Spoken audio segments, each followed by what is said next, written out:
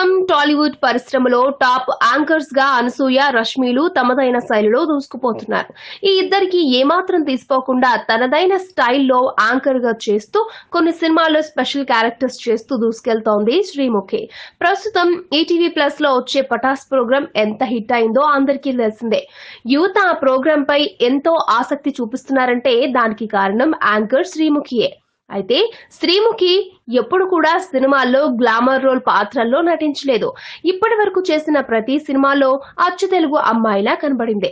అయితే ఇలాంటి శ్రీముఖికి ఓ mega hero సినిమాలో ఐటమ్ సాంగ్ ఆఫర్ వచ్చిందట.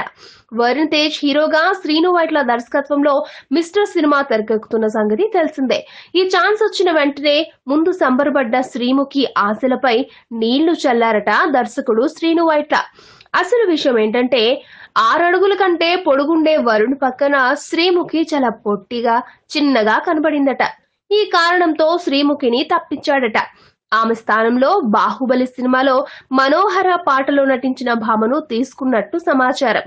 అంటే ఈ ముద్దుగుమ్మకు 6 అడుగుల కంటే ఎత్తు తక్కువైన హీరో అయితే సరిగ్గా సెట్ అవుతాడేమో. ఈ వీడియోపై మీ విలువైన కామెంట్స్ ని మాతో షేర్ చేసుకోండి. అండ్ ఇంకో విషయం, సబ్స్క్రైబ్ చేయడం మర్చిపోకండి.